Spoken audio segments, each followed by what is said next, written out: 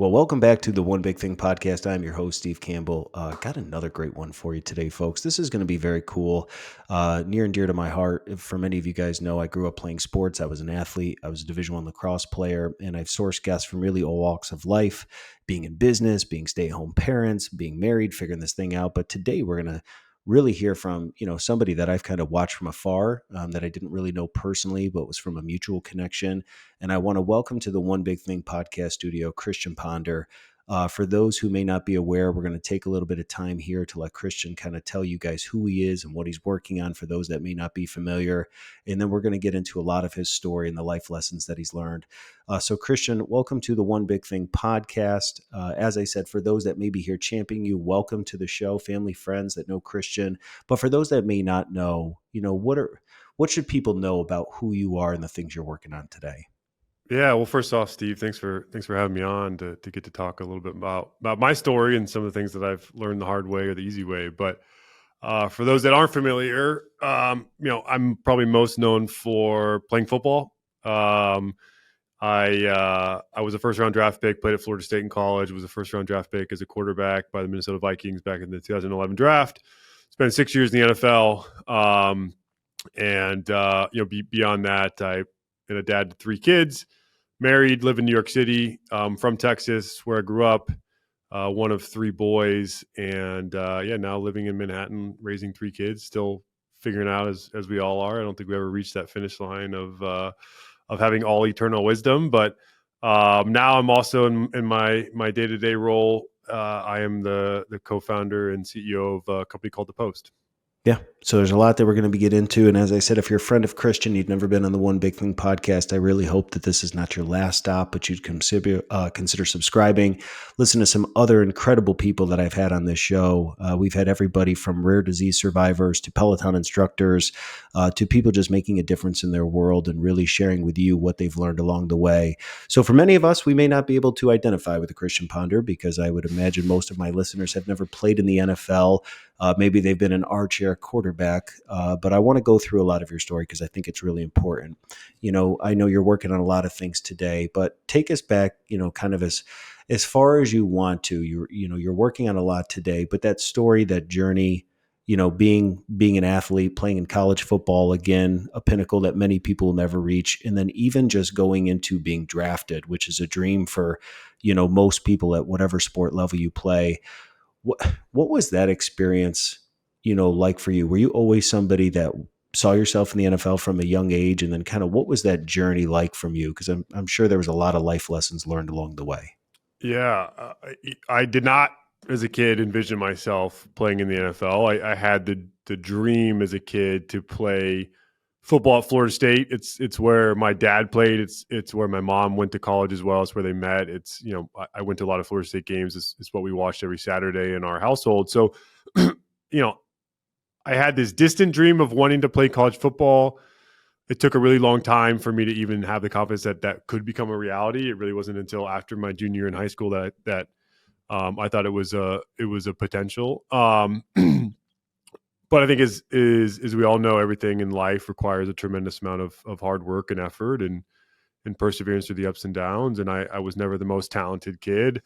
I dealt with a lot of insecurity around whether I belonged on that field or not, and through a lot of lucky breaks, just having the opportunity to start my high school career. I mean, again, a lot of it was luck. In middle school, I was in 7th grade, I was the B team quarterback. In 8th grade, I was the backup A team quarterback. The kid ahead of me was a pretty good athlete. So when we got to high school, the high school moved him to wide receiver because they wanted him to be on the varsity team. And if that move probably didn't happen, I probably never had the opportunity to go play varsity football in the state of Texas for my high school and prove my my skill set to go have the opportunity to play college sports. And so obviously there's a lot of lucks that required, and I think seizing that opportunity and again putting in a lot of work. I worked my butt off, and a big testament to my dad for pushing me to work hard. And there are times where it gets hard, where you have to figure out what is my motivation. It requires a lot of self-awareness, and was motivated enough to get that opportunity, seize that opportunity, and then again, it wasn't all great. When I got to Florida State, things didn't go that well my first year there. Had seriously thought about transferring before transferring was a thing now in the NIL world and transfer portal world, where it's so easy to pick up and leave. And thought hard about it, had conversations with my dad, ended up sticking through. There was a coaching change at the offensive coordinator and quarterback position, and Jimbo Fisher came in, and again, out of sheer luck, like had the opportunity to have a fresh start and again present my work ethic and preparation, and earn the starting role there, and then again, had the opportunity to go play in the NFL. And it is interesting. I think we all deal with the ups and downs of when you put in the work and you see it pay off.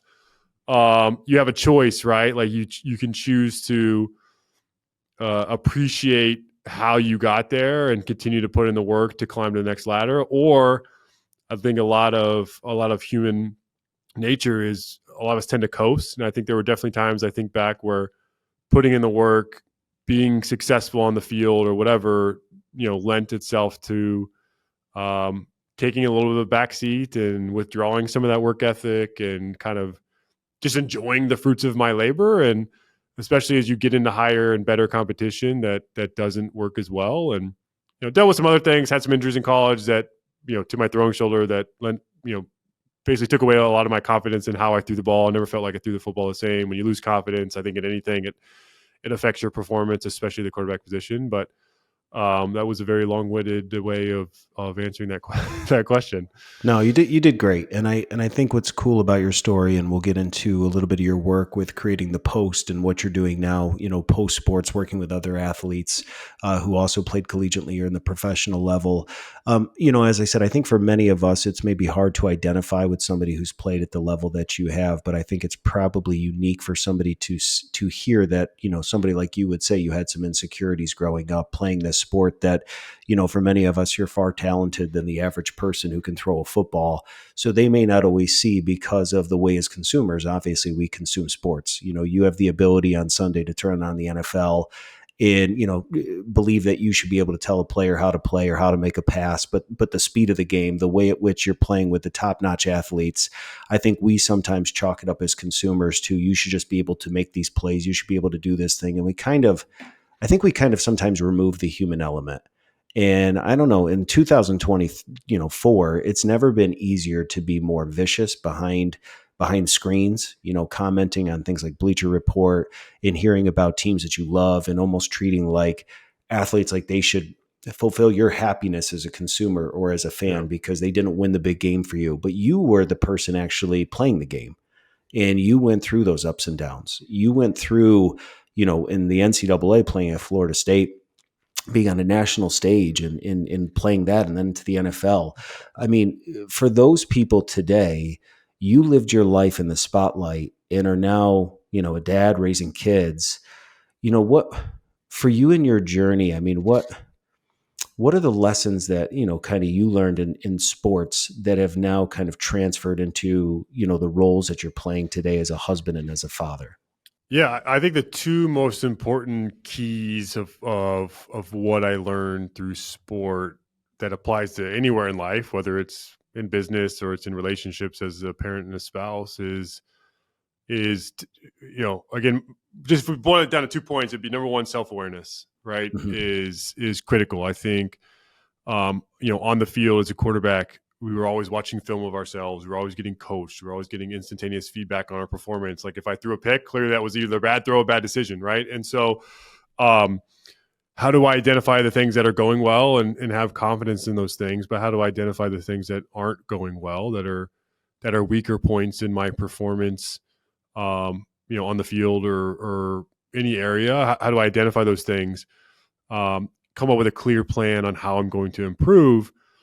And then the second point is focused effort. How am I going to have the focused effort to actually put in the time and the work to improve upon those things that I need to improve upon? How do I, if I don't understand this complex 3-4 blitz that I saw against the New Orleans Saints, defensive coordinator is going to pick up on that. They're going to see, hey, they have a hard time understanding. Christian has a hard time understanding this defense and this blitz. Like, let's bring it to him. Let's show that in the game and see if we can capitalize. I better get my butt in the film room and make sure that I can identify those things that I didn't understand, figure out ways to change protection to pick those things up, whatever it is. and so that I can be better and I can perform better. And um, it should be the same thing in everything. So as I think about my relationship with my wife, where are the things that I'm falling short? I'm not the best communicator. I don't, the lines are blurred between work and home. I don't set clear boundaries. There's a long list of things that I can improve as a husband.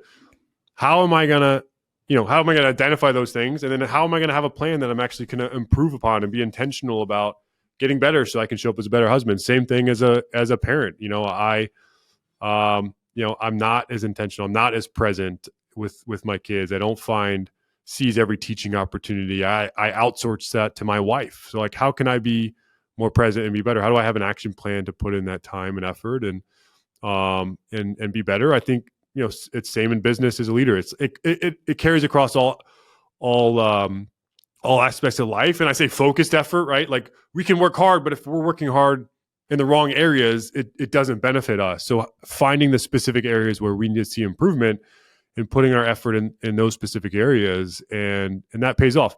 It's easier said than done. I think these things aren't genius ideas that we're all not aware of, but how do you invest in self-awareness, and how do you invest in the motivation to have the focused effort to get better in all areas in life?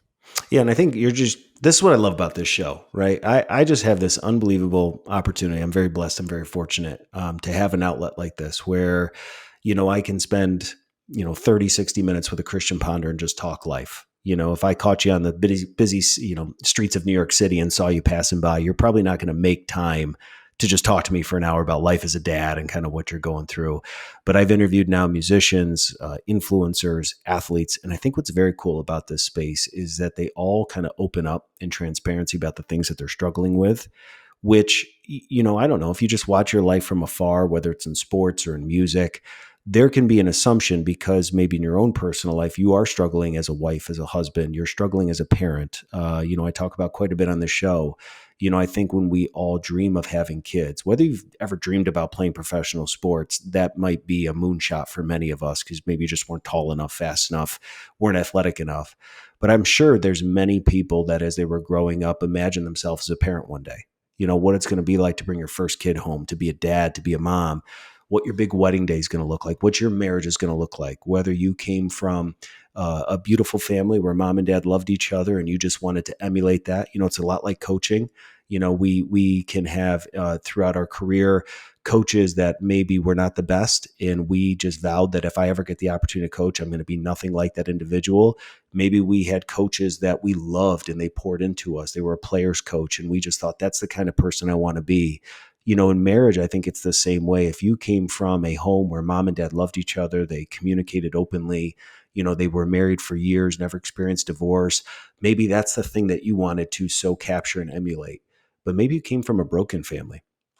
Maybe mom and dad didn't talk. Maybe they got divorced when you were young and you wanted to rewrite that story for your narrative and maybe have a beautiful marriage, one that you could be proud of.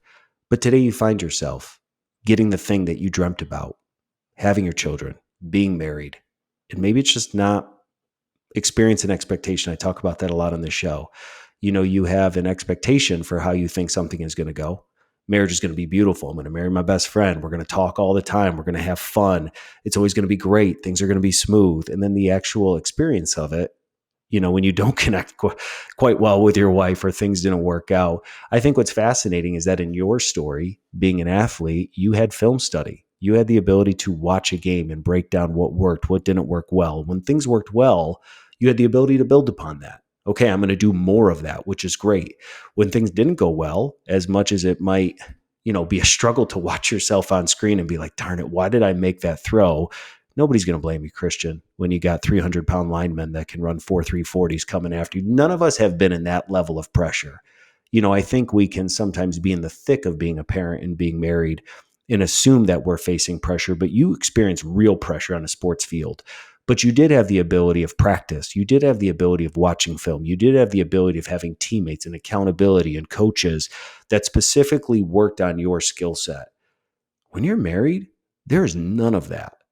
There's those funny commercials on TV today of throwing the red challenge flag of like, did you pack the thing? And it's like, no, you said you were going to do it. And they throw the challenge flag and it's like, let's watch together. I think those commercials are hysterical when you're married because it's like, man, how many disagreements would my wife and I be working through if we had the challenge flag? But I think it's Yeah. fascinating with your life now after sports because you've been in that situation, being in NCAA football, NFL, team camaraderie, all of that. And now you're Christian post NFL, working on the things that you're passionate about. But as you said, you're also a dad and you're married. Are there certain things that have translated over from the sports field that you've taken into, life as a dad and a husband? Or are there things that maybe you assumed would be easier because you had this experience in the NFL? So like how hard could marriage and parenting be? Because I mean, you were in the spotlight for a majority of your life in sports. And so it's like, now I'm a dad. This has got to be easy compared to that. Has there been any, like, I didn't assume this was going to be this way, or like, I actually have to like step back because like, man, this is harder than I thought it was going to be?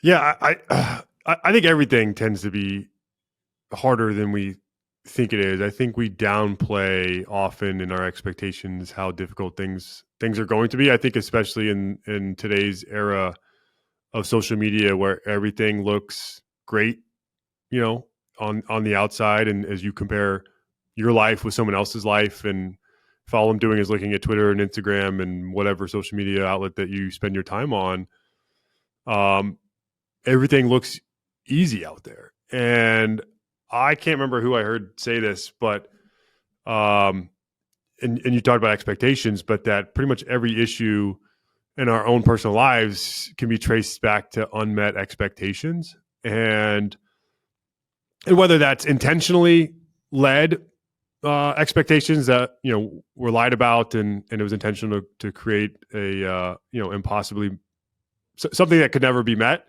If it was a lack of communication that led to different unmet expectations, if it was just a naivete that led to unmet expectations. But I think, especially in marriage or parenting, I think when we don't meet the expectation of our spouse or our child, or we don't meet the expectation of our coworkers, or we don't meet the expectation of investors or whoever, there are real problems that come out of that.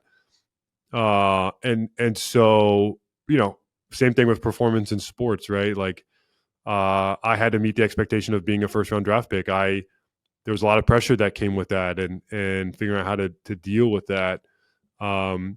It gets hard, and I think trying not to do it in isolation is really important. I think finding the right people, the right advisors, the right spaces to be authentically open about our brokenness and our insecurities, and where we need help.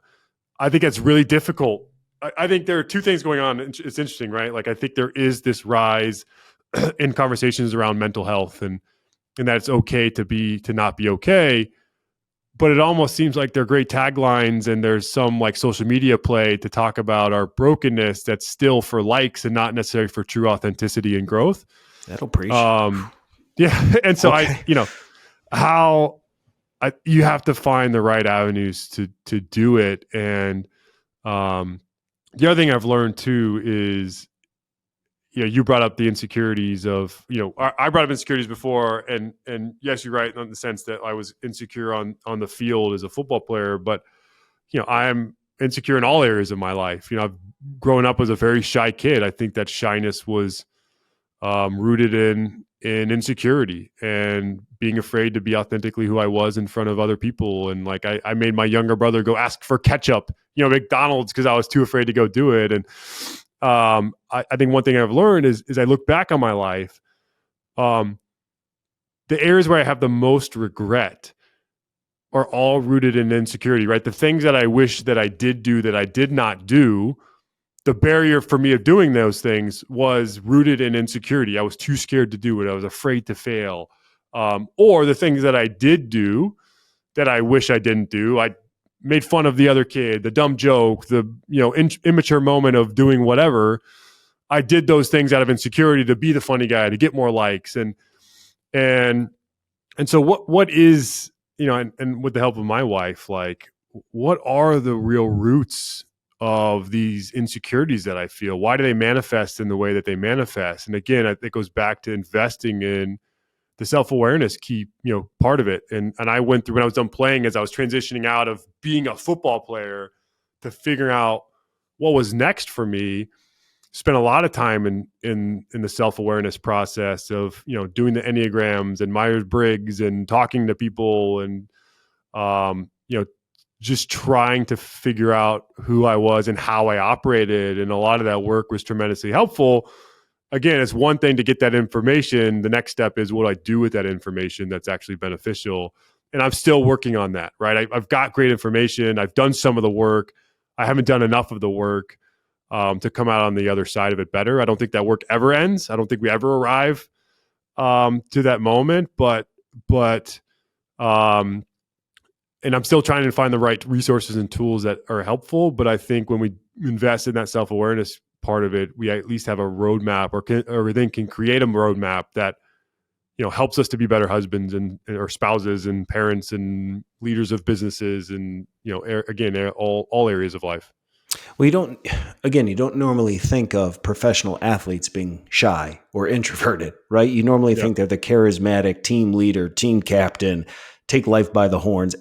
Everybody wants to be around. I'm not saying you weren't those things, but I think it's a fascinating differentiation from maybe what we assume. I mean, if you're somebody who's introverted, like what was that experience like for you? Going from, having these insecurities, being more introverted, but then thrown into the national spotlight.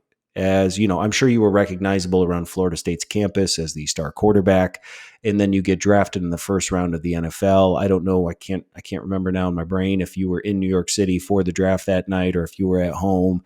But even just when you get drafted and you have the ability to know that a team has claimed you and you're the future of their franchise, I mean, you don't really have the ability to disappear and just, hope that nobody recognizes you. What was that experience like for you through your college football playing years, and then even for your time in the NFL, from somebody who would, self-identify as being more introverted to now? I'm sure when you were drafted, there was, posters of you all over Minnesota. You were the face of the franchise. It's kind of hard to not be recognized. So like, was that ever a struggle, or like, what was that like for you? Probably feeling like sometimes you just wish you could get away, but you couldn't, Yeah. So like, what Yeah. was that like? Yeah. I mean, look, it's funny because when I bring up to my wife about this history of me being shy and introverted and everything, she's like, "Are you kidding me? Like you love being around people. Like you're super extroverted. You like kind of being a part of the show and so again, I think the shyness and the introversion I felt early on was a manifestation of the insecurity I felt. And I think as I did a lot of work, like that insecurity of like, gosh, I desperately wanted to be liked. Like I did not want to be disliked. And, we can talk about, how our childhood and how we grew up and how our parents parented us, how that develops insecurities and who we are, and then how that manifests itself in later in life. Like, again, a lot of introspective work to figure those things out. And I think everyone should do those things. But it was interesting. I knew early on, I think I kind of was able to get away with it in high school, where like my talent and was, and I'm not trying to be like conceited, but like I was very talented on the field, and like that was good enough in high school and didn't really necessarily need to. I felt like I led by example and not necessarily verbally and holding people accountable, my team, whatever. And so that shyness element was okay there. When I got to Florida State and realized like, no, I now have to start dealing with media. I have to be a little more out facing and extroverted. I knew that was a problem for me. And I actually, one of the things I did after my freshman year was, back in the day, rules are very different now, but like you couldn't have a job during the school year. You could have a job over the summer. And so what the athletic department did is you could go have a job with the booster club. And that role was you were a telemarketer and you went and sold season tickets. You sold memberships to the booster club. And I took that job not only because I wanted some money in my pocket, but also I knew it was very uncomfortable for me. And I hated to pick up I hated answering the call at home, the phone at home and saying, Ponder residence, Chris speaking, how may I help or whatever. Like now for me to be on the telemarketer side of things, which everyone doesn't, who likes a telemarketer, right? Like one of the least liked people on the list of, unlikable people. And so having to pick up the phone and cold call people to sell them things, have conversations with complete strangers, like that was That was difficult for me. But investing in the difficult thing that helped me grow to be more comfortable having conversations, to be more comfortable being extroverted, it paid off. And so, continued to grow in those things, had great people at Florida State around me, investing in like media relations, and we had a great sports information department. But like finding those opportunities to like do the thing that we don't want to do, even though we know it's good for us. Like, I did that. I don't do that all the time. I probably do it less often than I should, but that was one real opportunity that, kind of stepped into that space to help me grow a bit and embrace what was coming in terms of being more public facing. I mean, I don't know, man. I got to feel like Christian Ponder kind of had a leg up on the older cold callers, calling, season ticket holder This buyers is and being before like, I played, though. This was I was a okay, I nobody at the wasn't sure if time. it was like, hi, this is Yeah, Christian yeah. Ponder. I would like you to No, buy I was a tickets to come nobody. watch me play. Thank you. Yeah. But I think you're right. I think that's something that we don't always talk about, and you kind of went into it, so it's fascinating, right? Mental health is this thing that is championed, where people will throw their arms around and be like, hey, if you're going through stuff, be open, be vulnerable, be transparent. But if you're not careful, it can create victimhood in the sense that misery loves company. And I've talked about this on other episodes before. When you're in the thick of raising kids like we are, it's very easy to get together with other couples, and the whole conversation is around what your kids are doing or not doing. And God, it's awful. And, they're just disobedient. They're not listening. And the next thing you know, you're just kind of sharing war stories of, how hard parenting is, because it's a way of, we tell ourselves coping. But whether it's on social media, there's people that like overshare way too much, to the point of like, there's only so many little emojis that you can select with a picture of liking, loving, caring, that it's like some emojis just don't fit. Like what is the response? Like how do I respond to a person that is going through something, or, trying to post this thing? And like you said, it can be misdiagnosed, misconstrued as like, okay, that's not really maybe necessarily what we're talking about, but just being honest about, we're all insecure and we go through things. And again, I think I'm fascinated with your story because of how much you've lived your life in the spotlight. And even with your wife, if I'm not mistaken, she's also involved in the spotlight too, which is a very different dynamic for many people. You have some couple relationships. Stephen Day, a guy that I've listened to in music out of Nashville for years and years. Find him on Spotify, over 1 million plus downloads. He's sold out tour concerts. You'll find him regularly on my Spotify playing in my house. I got to talk to him for over an hour. Just had an absolute blast putting the two of us together. His wife's a school teacher, so like we kind of talked about like, what is that like? That, at nighttime you're going on stage and pulling out your guitar and thousands of people are screaming your name, and your wife Abby is just kind of like has 30 kids screaming her name in a classroom. Like, how do you guys connect when you got somebody who is so public facing and the other one is not necessarily behind the scenes? I'm not degrading what they do, but maybe not as much of a public profile. But in your case with you and your wife, she is also in the spotlight. So like, does that make doing life together harder in a way? Because it's not like, I don't know what nighttime routines look like in the Ponder house, or, if you guys get to have dinner together every night and you're, raising kids together in a home, or if she's doing things with her role in the media and you're doing your things with the post. Like, what is that also like trying to navigate life and marriage when you have two people that, with you and your sports career and with what she's doing, it, does that create complications in a way? And do you guys find that you have a network of people that are also kind of in similar situations, or does that kind of create isolation because you're both in a public setting? Yeah, I think first, what makes it more difficult is the busyness of life, right? I think as an early stage entrepreneur at a startup trying to grow the business, it requires a lot of time and effort. For my wife, she for those who don't know, she's the host of the Sunday morning NFL Countdown show on ESPN. It's her, Rex Ryan, Randy Moss, Teddy Bruschi, Alex Smith, and so she's on 21 Sundays a year, or now I guess 22 Sundays a year on Sunday mornings, but obviously puts in a tremendous amount of work to prep for those shows. And one thing that we've had to mourn, or specifically her, is the loss of weekends. With our kids, all three of our kids are in school. I have a fourth grader, a first grader, and kindergartner. And so she doesn't get the time during the weeks to spend a lot of time with them since they're at school until 3:30, and then on weekends she's very busy. It's her busiest time to prep for her show, have meetings, and be in studio Sunday mornings.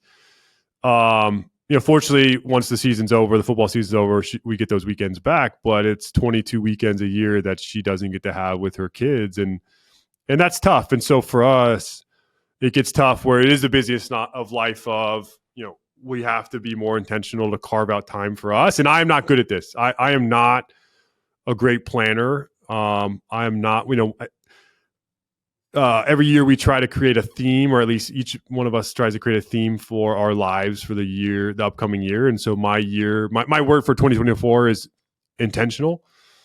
Being much more intentional across all my areas of life, being much more intentional leader at work, being much more intentional at home though as well. And so what that's looked like, again, I think the blurred lines of especially in a startup of like, when's work end and when does intentional time at home begin. So like, we've decided once we're home, we put cell phones away.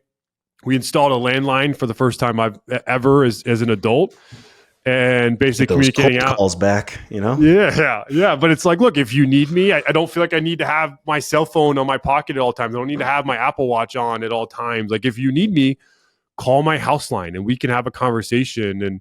And so I don't feel as accessible to everyone and need to get back to people right away. And, that email you get at 9 p.m. at night, like, does it really require my attention and my bandwidth to get back to them by 9:30? Or is it something that I can wake up early in the morning and respond to that next day and it's still fine, right? Like, I feel like we always create these panics in our minds of like, well, what if? And like that what if scenario is like 0.001% of happening. Like, the rest of the time you're okay.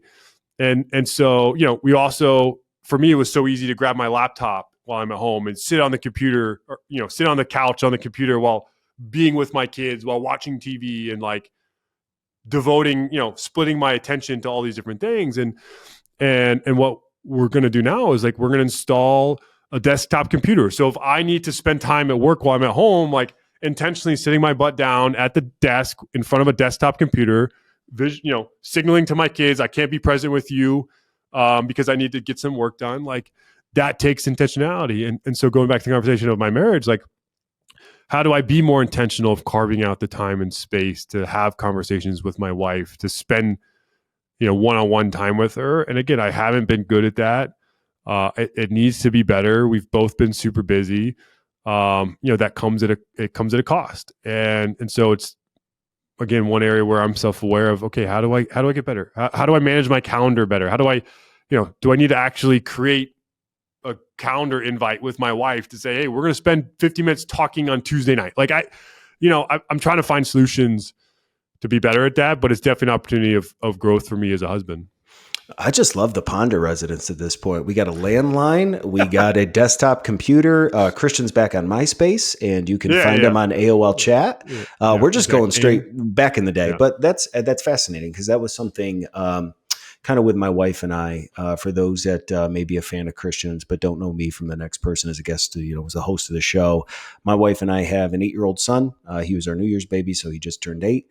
We have a 6.5-year-old son, so 2 boys in the thick of, playing sports, doing life. And then we have twin girls that are 3 years old. And so, life is busy, in between running businesses, and my wife is a teaching assistant, and then being, in the afternoons and on the weekends at sports fields or at the basketball court. There's just not a ton of time for yourself. And I think for me, because I am in business, but also a creator with this podcast, with the other podcasts that I co-host with my business partner, I do have a lot of creative outlets. Right. So there's a lot of opportunity. They're like, yeah, I got to just go talk with Christian Ponder for an hour today. Like, most people don't get to say that. So like, that is real. But I think sometimes, and this is the transparency I had to have with my wife, I think the assumption sometime from her end is like, well, you get to go do the things you love every day with your colleagues and your coworkers. So like, you get to have you time all the time. And she doesn't say it, like she's not mad at me, but just in us talking together and being open and honest. I wonder if it's the same thing with your wife.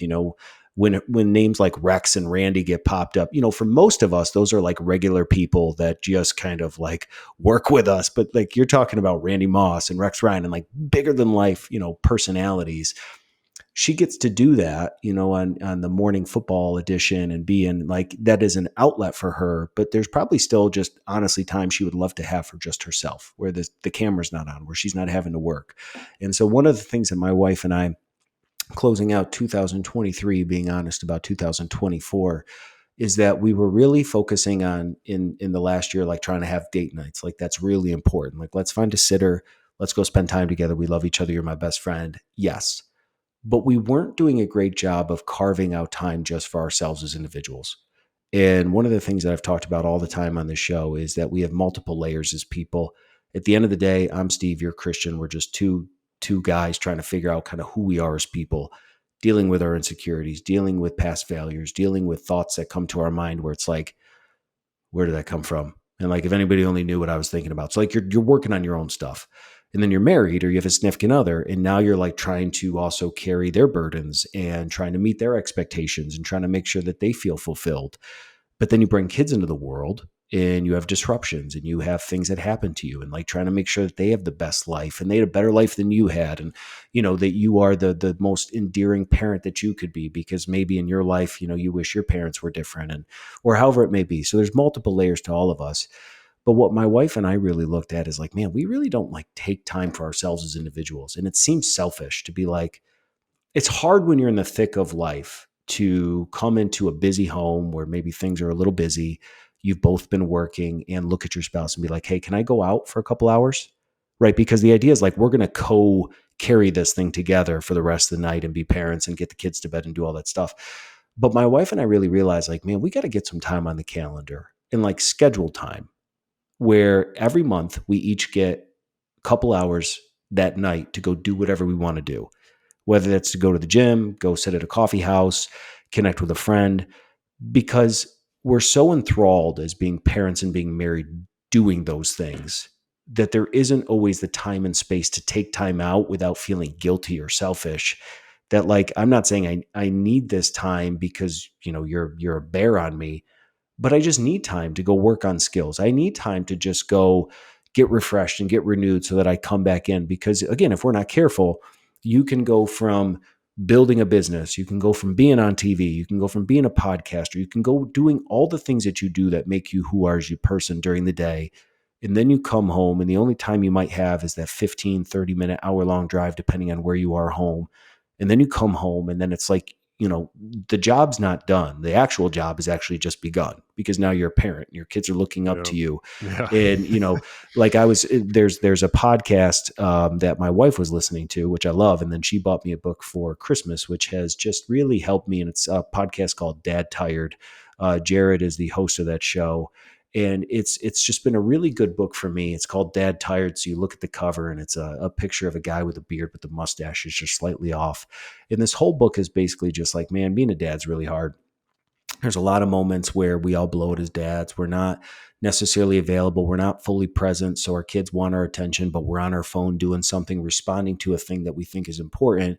And yet, meanwhile, our kids are like, hey, dad, you're just, did you remember what I told you earlier today? And you're like, yeah, yep, I did. And then your kids are like, okay. And so you're like literally trying to figure out what your kids talked about, being fully present, being wherever you are. This book has really kind of helped me realize that, man, if I'm going to be the best version of myself that I need to be, I do have to find times to kind of unplug, and just, even if it's just creating time for myself to think about thoughts and where they came from, and game planning and how to be intentional and how to bring, excitement to my kids' life, and be the fun dad and do all of that stuff. And it's not beating myself up, but I think I love that that's your word for intentionality, in kind of maybe just talking through like, what does that look like for you? Is there anything that you've begun to do or that you would love to do that you think could really help in this situation to bring that to fulfillment? Yeah. Well, I think, again, I think you're so right in creating space for yourself, and whether that is carving out 3 hours a month to go do whatever you want to do. Like, yeah, it may sound selfish. I don't think it's selfish if it's done for an intentional reason of like, it's an Right. investment of my time so I can show up better. But I think one thing that we've done as a society, which is a massive disservice to ourselves and to community at large and culture at large and society at large, is like, we don't give ourselves the space to process and to dream and to comprehend and to review what has happened. Because what are we doing with all our free time? It's this, right? Like we're on a screen, whether it's our phone, it's Netflix and television. And, we used to be bored, and now it's like boredom is such a negative thing. And as kids, like that was our time to be the most creative. And as adults, it should be the same thing. We're not allowing ourselves to process and to feel. And I heard someone last week, I was in a conversation, like, he was talking about how we're already all living in the metaverse, right? Like in the sense that we're all living through our screen. So, I don't know if everyone saw the meme where there was a split screen and still photo of, when Michael Jordan broke the NBA scoring record. They have him shooting the shot, and what is everyone doing in the audience in the background? They're watching him. And then, they take the screenshot of LeBron James when he did it last year. And what's the shot? Everyone's on their phone filming it, living the moment through their phones, right? Like as you look at all the videos of New Year's Eve in Times Square and across the world, what is everyone watching the ball drop in Times Square? No, they're like watching it through their phones.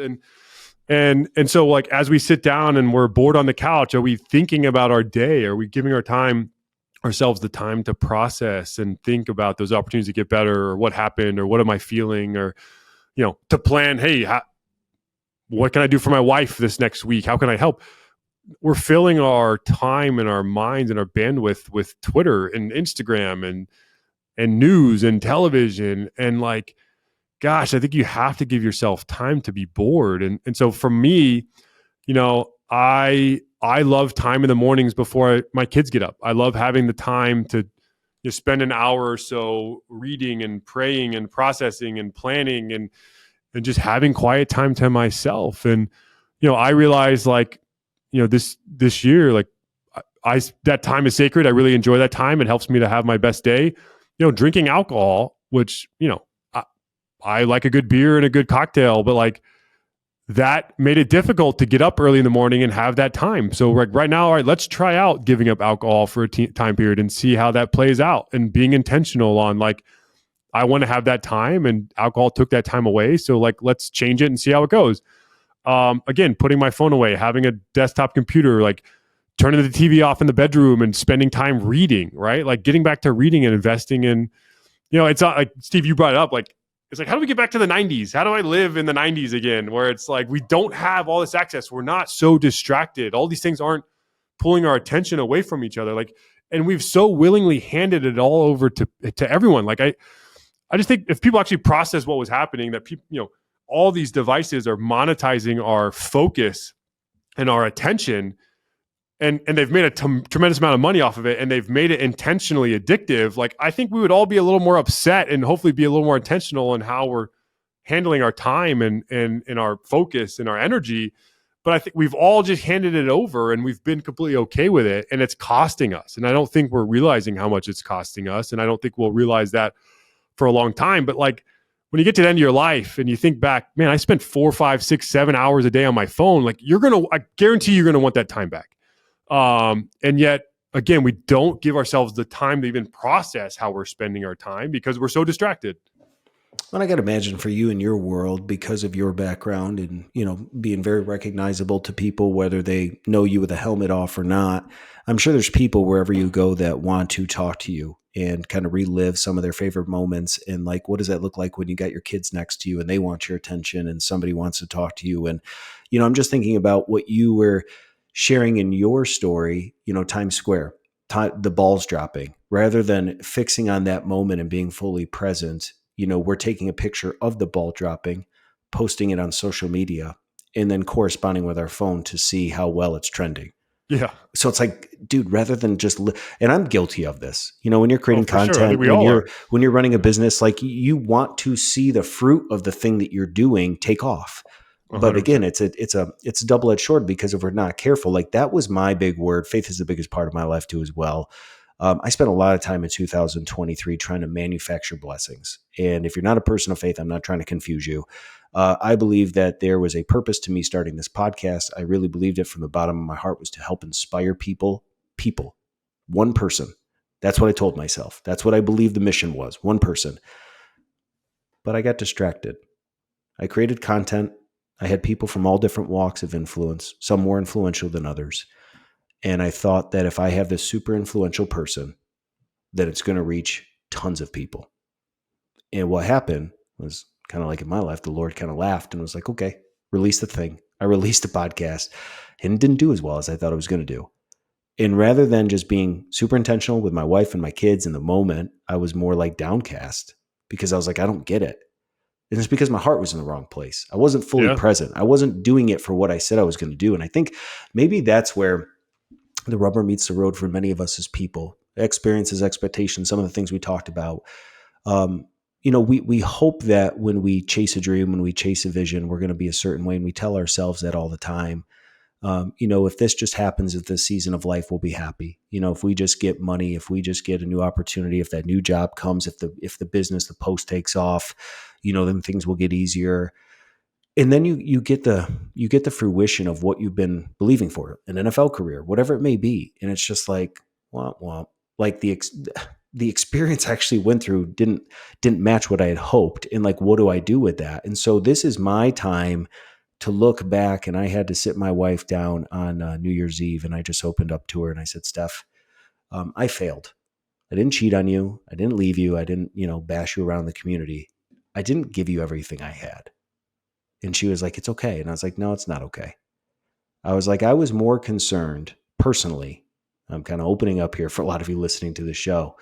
I was more concerned about what people outside of my home thought about the things that I was doing than the lives that I've been entrusted with that are here every day with me. And again, no one would know that. That's more of a heart condition. But I just entering this new year, 2024 resolutions, whatever. My wife and I, instead of doing resolutions, we just did what's called ins and outs. So instead of coming up with these huge, life altering resolutions, it was like, what do we want to bring in and what do we want to kick out? And for me, I told my wife, I said, I want to spend 2024 relentlessly pursuing you. We've been married we'll be going on 11 years this spring. And I don't even think I've begun to scratch the surface on my wife.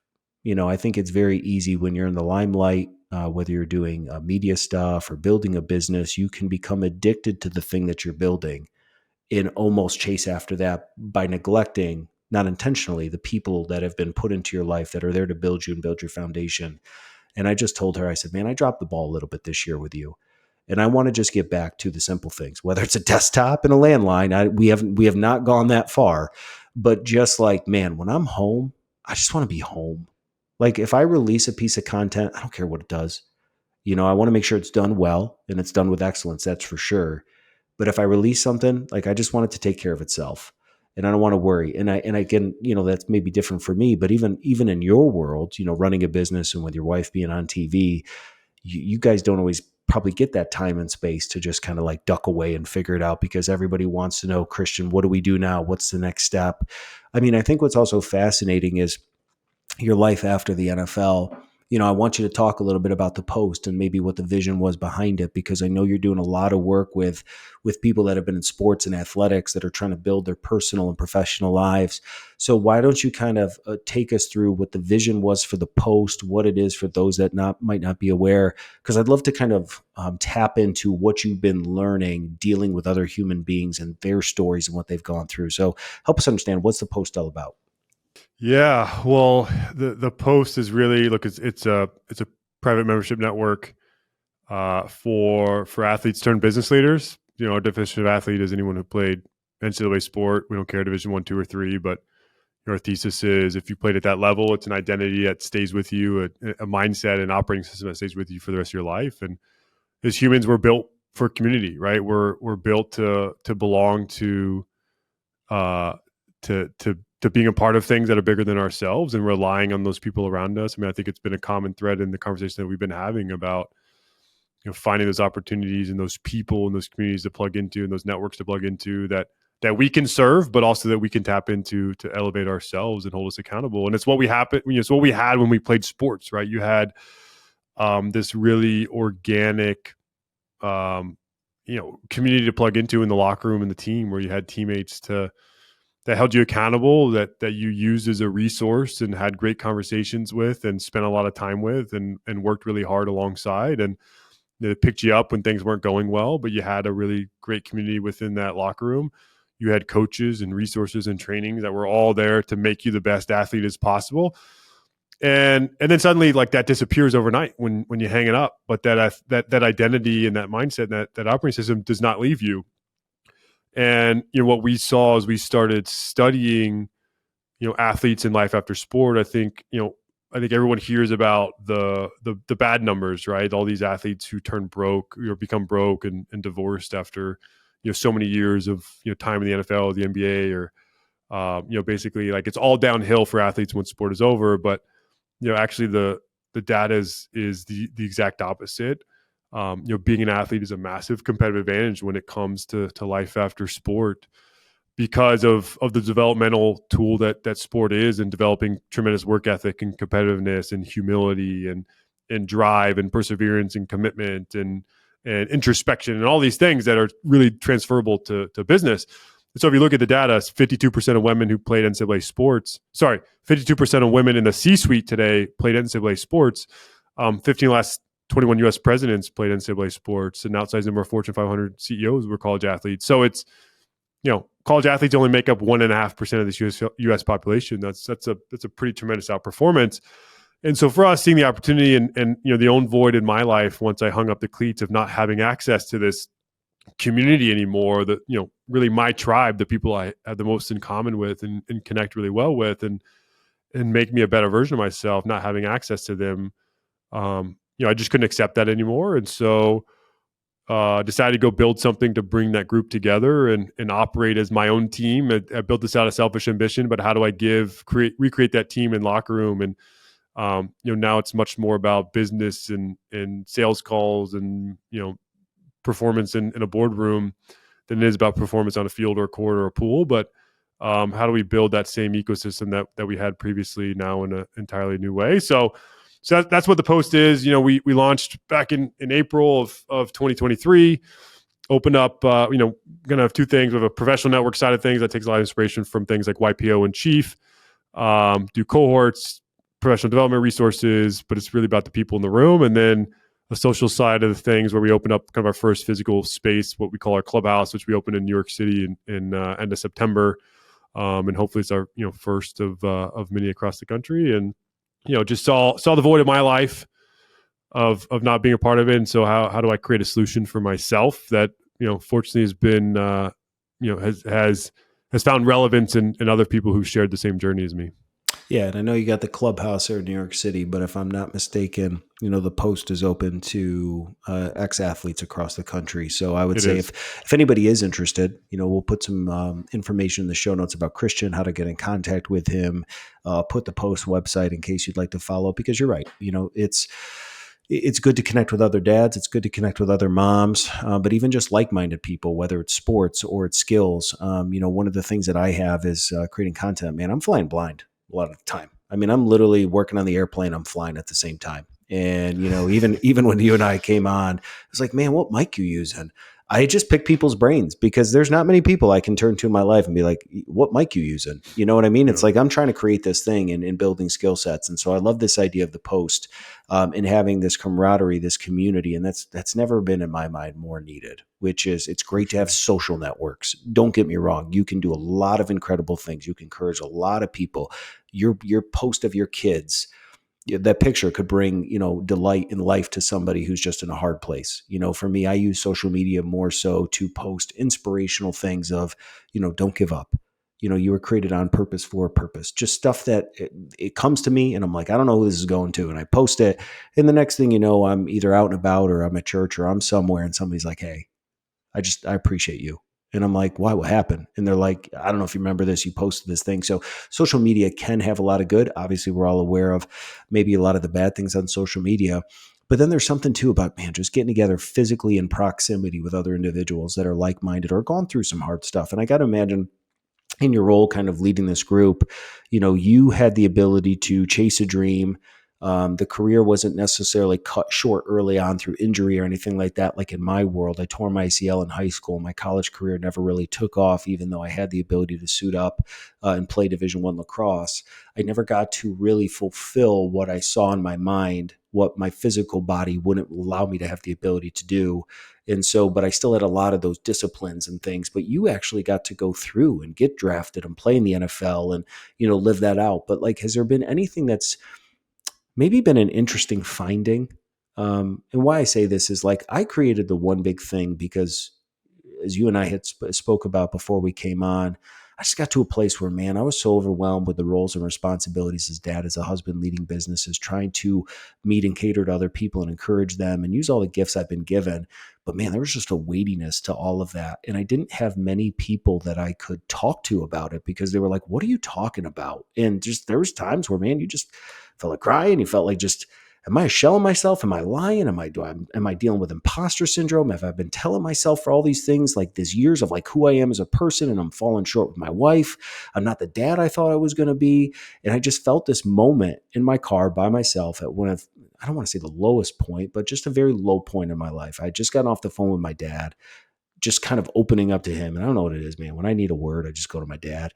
But just talking to him and being open and honest, I just felt this desire in my heart to give away the thing that I needed the most. And I needed encouragement, but I needed encouragement to like, I was encouraging so many people, but I didn't have many people that were looking at me and being like, Steve, you're okay. Like it's going to be all right. And so I created this show to give away encouragement to other people. But in reality, I've been very blessed and fortunate by doing this show because I feed off of individuals like Christian Ponder and those that have had the ability to, Holly Francis, a rare disease survivor, and hear her story of overcoming and just getting revved up and jazzed up about like, man, I've never walked in your shoes, but boy, I can resonate with some of the life lessons you've learned along the way. Has there been anything that's been surprising in maybe why you originally started the post, but maybe some side benefits that have come out of this by connecting with other people that you could have never kind of planned for? I mean, look, I think in every entrepreneur journey, I think there's always surprises and new learnings, and it's a continual learning and iteration process. And so there's been a lot that I've learned. I think, some of the doubts, like we went and raised capital and did the whole venture funding route, and one of the biggest questions was, oh, this makes sense for someone who's 26 years old, freshly removed from their sports career, having a hard time finding community, but like someone who's in their 40s, like, does this make sense for them? And um, our thesis was, once an athlete, always an athlete. I think people always will miss this community and see themselves in this with that identity. And so our oldest member is 72 years old. Our average age member is 39. And so I think seeing that actually manifest our core thesis and like, yeah, like, no, this is for those types of people. Like we knew that. I knew that on a personal level. Like I'll always see myself that way. So that's been kind of I guess it wasn't really a surprise. It was what I had hoped. I'm glad it actually lived out in real time in real life. But I think there's, I think it. I also surprised myself in the sense that I didn't know how prepared I would be to be a CEO or startup founder or whatever. I don't know if anyone's actually ever prepared. I think you definitely learn on the fly. But again, I think if you're willing to put in the work and willing to be honest with yourself in the areas that you can improve, like I think anyone can play this role. And so I've have a new confidence in myself to be able to do it. I think you can only do it though if you find the right team. We have a tremendous team at the Post, and a lot of people who will bear the responsibility of making sure this is successful. So I think in anything in life, right, especially in sports, having the right team around you, having the right players on that team is really important, and it's vitally important in a startup. But I think I'm not different than other people. Obviously, I'm so far from labeling us a success. We've had some good success moments. We've had some failure moments. That's the entrepreneurial journey, but I'm not different than anyone else. Like anyone can do this. And it takes a lot of effort. It takes a lot of energy. It takes a lot of bandwidth. It takes a lot of perseverance. But if you have that in you, you have a good idea, you can go find the right people to build something, then then you can go do it. I heard some stat. I think it's probably about entrepreneurship too. This is specifically about authors. 81%. It was some poll, right? 81% of the country wants to write a book, and every year less than 1% does. And so it's like I think we often get in our own way because of our insecurities and our fears, and we overthink things. And so, for me to just go do it and step into the unknown again, it's hard, but it's been a tremendous learning experience. I hope it's much more. The reward is much more than just a learning experience. But I've definitely grown a lot over the last 2.5 3 years that I've been on this new journey in life. Yeah, so it sounds like from the math, this probably was a concept 2.5 years ago. Did it kind of come out of the blue? I mean, this is probably something for the last decade you've been thinking about. No, yeah, it came out. My last year in the NFL was 2016. I moved to New York City in the fall of 2017. Started down the wealth management route as my next career, but felt the void of missing the athlete community, and so joined different clubs in New York City to fill the void, communities to be a part of, and realizing nothing ever filled that void for me. And so I don't know if anyone's ever heard of or been to a Soho House. It's a private membership club started in London for people in the creative arts. They kind of expanded off of who their community's for, but there's 3 in New York City. I joined one of them, joined another place called the Ned, looked into a couple other places. And I was sitting in a Soho House one day though, and back in 2019 before the pandemic, thinking, hey, this place is cool, but I don't fit in here. Like, this is not my community. And nothing against them. Like, we're all built to be a part of a community. Communities are built around commonality. The people I have the most in common with are athletes. And so I thought, like, this place is cool. What if all these people were athletes in here? Like, that would feel more like home. And that's where it started. Didn't do anything about that idea. I think when we all had a little more time on our hands during the pandemic, started to devote a little more bandwidth to that. Had a thought partner in fall of 2022 that invested some time in validating the idea. And really it took off from there. Well, and that's why I love how sometimes just things organically come up, because that was not what we're going to talk about. But that's, I think, one of the big moments for me as I've listened to your story. I wonder how many people out there today, maybe you think your life is what it's going to be because you've been in a season of life for such a long time that it just feels like this is what it's always going to be. What I love about your story and what you just shared is kind of twofold. This wasn't on your radar 5 years ago. There are going to be things that are going to take place in your life as a listener today that you never planned for. Ideas, concepts, breakthroughs, relationships, people you're going to meet that you could not have planned. My wife and I were just talking about this the other day. I grew up in upstate New York, and through the pandemic, my business partners and I, 2 of us, relocated down to East Tennessee, outside Knoxville, Tennessee. You could not have convinced me in January of 2020 if you would have came to me and said, Steve, this year there's going to be a worldwide pandemic and your family's going to relocate to East Tennessee. I would have thought, dude, you're out of your mind. Like, I'm not leaving. That was the idea. I was going to live in upstate New York. My parents were there. My brothers were there with their kids. Like, we're not leaving. And just by the end of that year, we were gone. And so I wonder how many people starting this new year or this new season of life right now, there's definitely a time and a purpose to plan and to make plans and to lay out a roadmap. But man, life takes curves that you could have never imagined. What I love about your story is that even though it was an idea 2.5 years ago, it didn't manifest until really the last year. And so I wonder how many people are out there today that have a concept in mind, an idea that they don't know where it comes from, but they can't shake it. And it's not manifesting. And so maybe you're on that fringe of thinking like, I'm a failure, or this, I thought this was going to take off by now. And it's just, maybe you just don't feel like you're fulfilling the job and the desire that is on your heart. Don't give up. Holly and I talked about on her episode when she was diagnosed with Guillain-Barré syndrome, that it took about a year of her thinking about posting on social media before she actually did. 1 whole year. And I think sometimes time is so hard for us to conceptualize, because I don't know about you as a dad, I don't feel any older. Physically, I do. Let's be honest. I don't feel any older than when I was 18 mentally. Like, when people say to me, Happy Father's Day, I kind of like turn around and I'm like, who? Like, my dad is a father. Like, you go say Happy Father's Day to Dave Campbell. But to me, like, I know I got 4 kids, but man, there's just times I don't always feel like a dad, even though I know they're my children. And I think what's hard though is, like, my son just turned 8 and my kids are growing up. Life seems to be going so fast right now through their life. And so you say a year of time and it's like, we lose the idea that sometimes things just take time to marinate. They take things to cook. You talked about the idea of boredom. Maybe just getting back to a place as people, because we're so inundated with instantaneous results and social media posts and life, that like, man, sometimes things just take a little bit of time to really develop and really grow. And just because maybe in 2023, you as a listener set out with a concept or an idea or a job change or a new relationship, whatever it may be, and it didn't quite happen in the time frame that you wanted to, doesn't mean that it's done.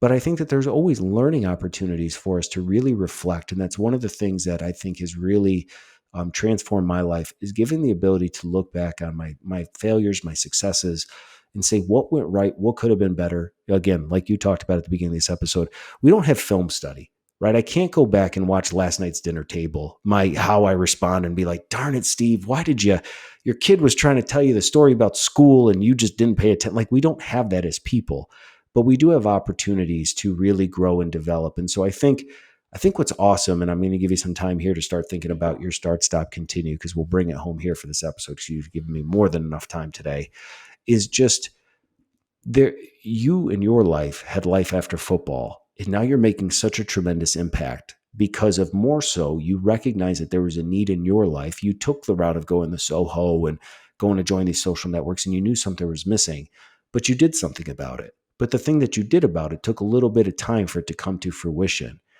Think about your life as a listener and the things in your life that you'd love to see changed in the world around you. And obviously, there are certain things that are beyond our control that don't waste too much time spending on that.